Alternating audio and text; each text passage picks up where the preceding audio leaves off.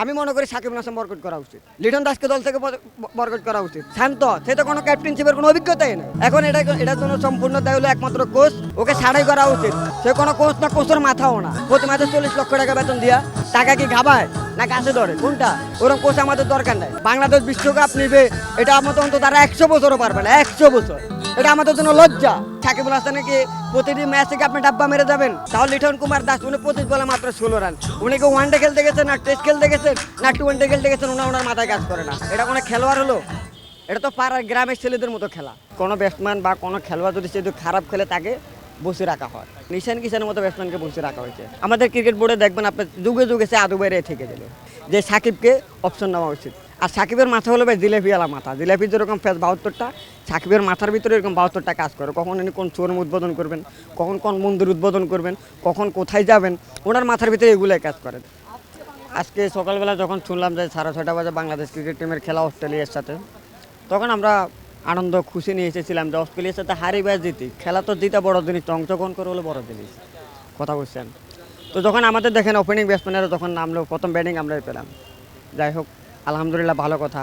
আমরা ব্যাটিংয়ে নামলাম, তো আমাদের একটা মোটামুটি স্কোর ছিল, যদি অস্ট্রেলিয়া টিমকে 170 বা 80 রানের একটা টার্গেট দেওয়া যায়, তাহলে হয়তো এখানে বাংলাদেশ জেতার সম্ভাবনা সবচেয়ে বেশি, জেতার সম্ভাবনাটা সবচেয়ে বেশি। কিন্তু আমাদের দেখেন, আমরা একটা জিনিস মাথা মতো কাজ করতেছেন। আপনি দেখবেন অস্ট্রেলিয়া টিমের দিকে তাকান, ভারত টিমের দিকে তাকান, অন্যান্য টিমের দিকে তাকান, কোনো ব্যাটসম্যান বা কোনো খেলোয়াড় যদি সে খারাপ খেলে তাকে বসে রাখা হয়, তাকে বসে রাখা। আপনি যখন ভারতের দিকে তাকান, ঈশান কিষানের মতো ব্যাটসম্যানকে বসে রাখা হয়েছে, শুভমান গিলের মতো ব্যাটসম্যানকে বসিয়ে রাখা হয়েছে। কারণ যে ভালো খেলে তাকে দলে সাজ দেওয়া হচ্ছে, যে ভালো খেলে ভালো পারফরমেন্স করে তাকেই দলে সাজ দেওয়া হচ্ছে। আমাদের ক্রিকেট বোর্ডের তা নয়। আমাদের ক্রিকেট বোর্ডে দেখবেন আপনার যুগে যুগে সে আদু বাইরে থেকে দিল। যেমন আদু ভাই, যেমন কেমন, আমরা তো আদু ভাইকে দেখি না, উনি অত্যন্ত মনোমোহন একজন ব্যক্তি ছিলেন সম্ভবত। তো আমাদের এখন ওদেরকে দেখে না, এখন ওদেরকে দেখলে মনে হয় ওনারাই আমাদের চেয়ে আদু ভাই। তা আমাদের যেটার জন্য সম্পূর্ণ দায় ব্যর্থতা, আমি মনে করি এটা একমাত্র বোর্ড, এটা একমাত্র বোর্ডের ভাই ব্যর্থতা ভাই। বলে কেমনটা দেখেন, আমাদের যে সাকিব আল হাসান, উনি বড় কোনো টিমের সাথে ভালো কোনো কিছু করতে পারেন না। এবার নেদারল্যান্ডের সাথে ইয়ার আগের ম্যাচে যখন আফ্রিকার সাথে আমরা হেরে গিয়েছিলাম, এই টিসির মাঠে অনেক দর্শক, অনেক আলোচনা, অনেক সমালোচনা, অনেক কিছু করার পরে আমাদের সাকিব আল হাসান একটা হাফ সেঞ্চুরি আমাদেরকে উপহার দিয়েছেন। তাও কার সাথে ভাই? নেদারল্যান্ডের সাথে। কেন ভাই আপনি কি অস্ট্রেলিয়ার সাথে পারেন না কেন? আপনি আজ একটা 50 করে দেখাতেন, আপনার থেকে আমরা বেশি আশা করি। কারণ আপনি হলেন আমাদের দেশে বিশেষের অলরাউন্ডার, আপনি আমাদের দেশের সবচেয়ে বড় ক্রিকেট অঙ্গনে যেটাকে বলা সবচেয়ে বড় খেলোয়াড় আপনাকে বলা হয়। তা আপনি এটা কি করলেন? মাত্র 9 বলে 8 রান করে আপনি ফিরে গেলেন। আপনাকে আমরা আশা করি। আবার আপনি আমার বড় বড় কথা বলেন, আমি আগে আরেকটা বিশ্বকাপ খেলতে চাই। আমি মনে করি সাকিব না, এটা অনেক ক্রিকেট অঙ্গনে অনেক খেলোয়াড়রাই বলেছেন যে সাকিবকে অপশন নেওয়া উচিত। আর সাকিবের মাথা হলো ভাই জিলাপিওয়ালা মাথা। জিলাপির যেরকম ফেস 72টা, সাকিবের মাথার ভিতরে এরকম 72টা কাজ করে। কখন উনি কোন শোরুম উদ্বোধন করবেন, কখন কোন মন্দির উদ্বোধন করবেন, কখন কোথায় যাবেন, ওনার মাথার ভিতরে এগুলোই কাজ করে। তো তাহলে উনি খেলবেন কীভাবে ভাই? কীভাবে খেলবেন? উনি কী কারণে খেলবেন? আজকে দেখবেন তিনি কোনো বলিংও করেন না, বলিং করলে লজ্জা পাইতে তো, ওই জন্য উনি বলিং করেন নাই। আসলে আমাদের দেখে আপনি দেখবেন, ভারতে যদি কোনো ক্রিকেটার খারাপ খেলে তার বাড়িতে হামলা করা হয়, তার উপর হামলা করা হয়, তাকে নানানভাবে কচু কথা বলা হয়। কিন্তু কই আমাদের দেশে তো ভিডিও তা হয় না। আমরা তো তাদেরকে ভালোবাসি, সম্মান করি, কারণ তাদের কারণে আজকে বিশ্বের মানুষ আমাদেরকে চিনে। আমাদের বাংলাদেশের ছোট্ট একটা, পৃথিবীর তুলনা বাংলাদেশ এতটুকু ভাই। আমেরিকা, রাশিয়া, ভারত, তাদের তুলনা বাংলাদেশ খুব ছোট্ট একটা জায়গা। তো তাদের কারণে আমাদেরকে চিনে। তো তাহলে আপনি সাকিব আল হাসান, আপনারা মাত্র 15 জন প্লেয়ার খেলেন, আর আমরা 20 থেকে 22 কোটি মানুষ মনে তাকিয়ে দেখি, আপনাদের আশায় থাকি। আমাদের কাজ কাম ব্যবসা বাণিজ্য সব রেখে আমরা আপনাদেরকে ভালোবাসি, আপনাদের খেলা দেখতে এখানে ছুটে আসি। কেন রে ভাই? তা আপনারা ওটা মাথা রেখে কাজ করবেন না? আপনি তো তা করেন না, আপনি তো তা করেন না। আবার লিটন কুমার দাসকে কেন দলে রাখা হয় ভাই? আমার মাথা ধরে না। লিটন কুমার দাস উনি কোন যুক্তিতে খেলে? কি কারণে লিটন কুমার দাসকে দলে রাখা হয়? কি কারণে? কারণটা কোথায়? ওর থেকে কি আর প্ল্যান নাই? ইমরুল গাছকে কি দলে রাখা যায় না?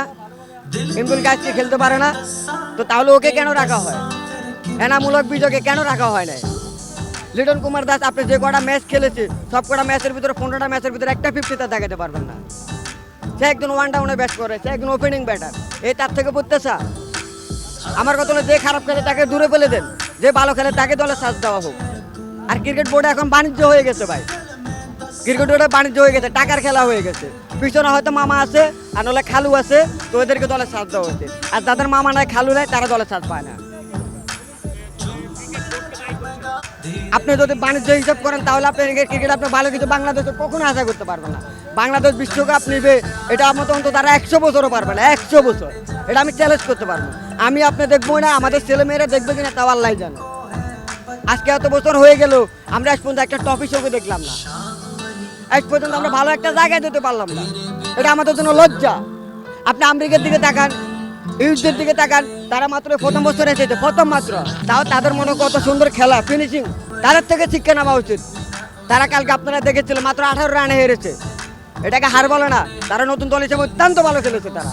আর সেখানে আমাদের বাংলাদেশ কি করে যাচ্ছে, 140 রানের টার্গেট, তাও লিটন কুমার দাস উনি 25 বলে মাত্র 16 রান।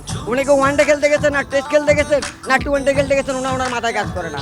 অস্ট্রেলিয়ার মতো একটা টিমের সাথে এত বড় একটা শক্তিশালী প্রতিদ্বন্দ্বীর সাথে খেলা, আর সেখানে তিনি নেমে মাত্র 25 বলে 16 রান, এটা লজ্জা ছাড়া আর কিছু না। আর সাকিবুল হাসান উনি যে শটটা করেছেন, যে শটটা খেলেছেন, এটা কোনো খেলোয়াড় হলো? এটা তো পাড়ার গ্রামের ছেলেদের মতো খেলা। আমরা যেরকম মসিং মাঠ খেলি, টিএসএ মাঠে খেলি, সেম এরকম খেলা। এটাকে আপনাকে আমাদের ট্যাক্সের টাকা আপনাকে বেতন দেওয়া হয়, প্রতি মাসে 8-10 লক্ষ টাকা বেতন দেওয়া হয় আমাদের শ্রমের টাকায়।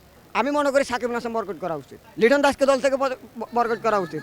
শান্ত, সে তো কোনো ক্যাপ্টেনশিপের কোনো অভিজ্ঞতাই নেই। এটা কোনো রান হলো? আজকে ওয়ানডে রান করছে, এটা রান হলো? একজন ক্যাপ্টেন, এটা তার মাথায় রাখা উচিত ছিল। মাহমুদুল্লাহ রিয়াদ ভাইয়ের মতো একজন ব্যস্ত, উনি প্রতিটি ম্যাচে ভালো খেলে আসছেন। আজকে যখন উনি খারাপ খেলেছেন, ওনাকে কেউ কি একটা বাজে কথা বলেছে, একটা খারাপ কথা বলেছে? না, যে ভালো, কারণ 10টা ম্যাচের ভিতরে 2টা ম্যাচ খারাপ হইতেই পারে, প্রতিদিন সময় একরকম থাকে না। তো তার মানে কি সাকিবুল হাসানের কি প্রতিদিন ম্যাচ থেকে আপনি ডাব্বা মেরে যাবেন আদু ভাইয়ের মতো? আদু মেরে যাবেন? আপনারা জানেন এক লোক রাস্তা দিয়ে যাচ্ছেন, যাওয়ার পরে দেখে যে 30 বছরের একজন লোক প্রাইমারি স্কুলে জার্সি পরে বসে আছেন, প্রাইমারি স্কুলের জার্সি। তখন ওই লোক প্রশ্ন করলো, ভাই আপনার বয়স কত? কয় 30 বছর। তোকে আপনার 30 বছর বয়স, আপনার প্রাইমারি স্কুলে জার্সি কেন?